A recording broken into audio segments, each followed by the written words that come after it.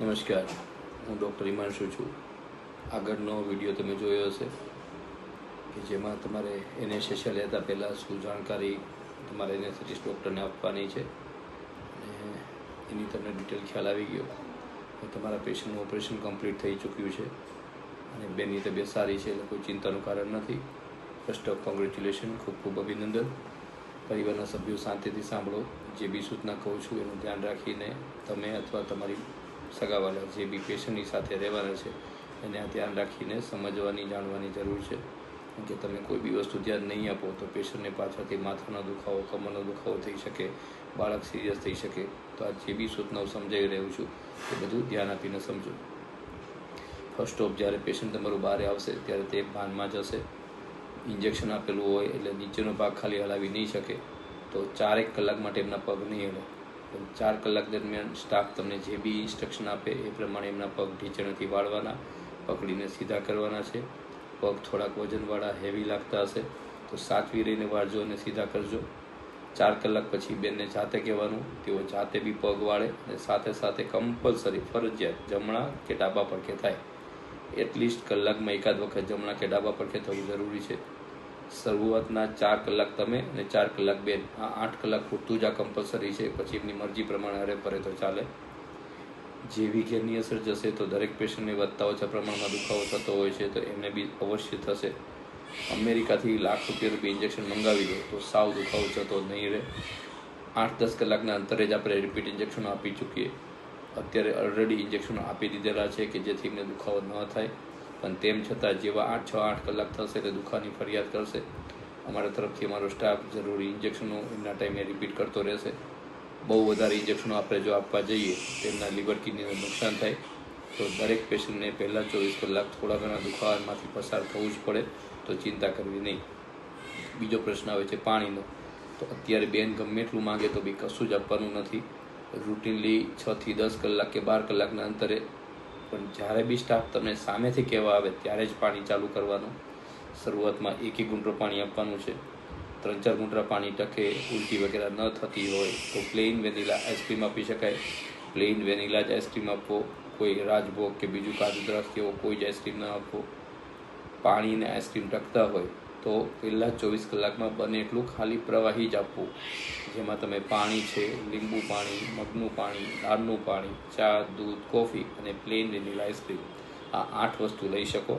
પણ બને તો નાળિયેર પાણી કે કોઈ બી પ્રકારના જ્યુસ ન લેવા તો સારું છે. કારણ કે લગભગ 50% પેશન્ટોને, ઘણા પેશન્ટોને જ્યુસ લીધા પછી અથવા નાળિયેર પાણી પીધા પછી ગેસનો પ્રોબ્લેમ થાય. ગેસનો પ્રોબ્લેમ થવાથી ટાંકા ખેંચાય, દુખાવો વધી શકે. એ બધી વસ્તુઓ 3 દિવસ પછી બેન જાતે ચાલતા ફરતા થાય ત્યારે આપવી. 24 કલાક લિક્વિડ લીધા પછીના સમયમાં પહેલાં 24 કલાક હળવો ખોરાક લેવાનો. લિક્વિડ પછીના પહેલાં 24 કલાક તો એમાં તમે ચા, બિસ્કીટ, દાળ ભાત, ખીચડી, દૂધ આવો હળવો ખોરાક આપી શકો. પછીનો જે ત્રીજો દિવસ થાય ત્યાંથી બધું જ રૂટીન તમે આપી શકો. પણ બની શકે તો પહેલાં 3 દિવસ બને એટલું પાણી વધારે પીવડાવવું. એવરેજ કલાકનું 1 ગ્લાસ, દિવસનું 2 થી 3 લીટર જેટલું પાણી બેનને આપણે દવાની જેમ બી પીવડાવવાનું છે.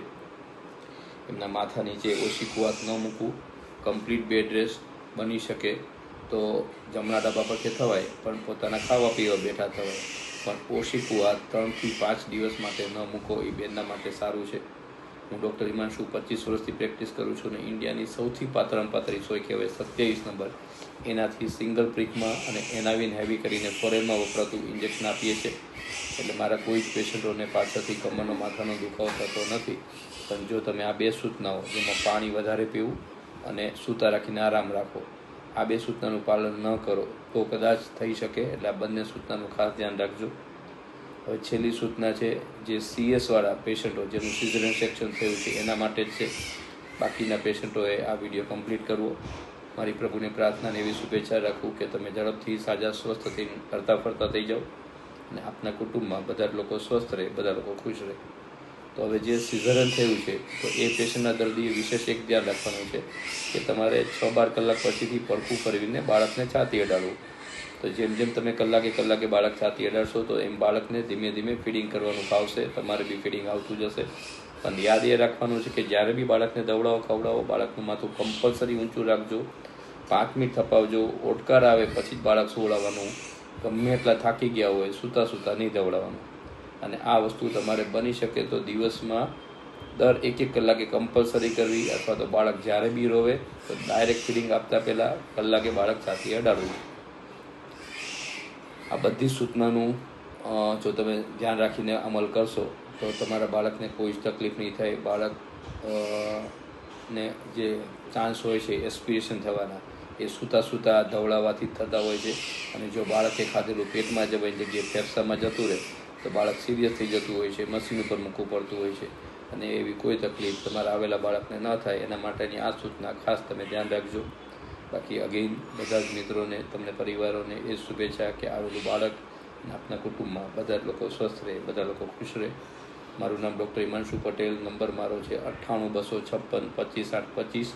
કોઈ બી મેજર ઇમરજન્સી તકલીફ હોય તો ગમે ત્યારે ફોન કરજો. રૂટીન કોઈ બી જાણકારી માટે હોય તો 5 થી 7માં ફોન કરજો. આભાર આપનો.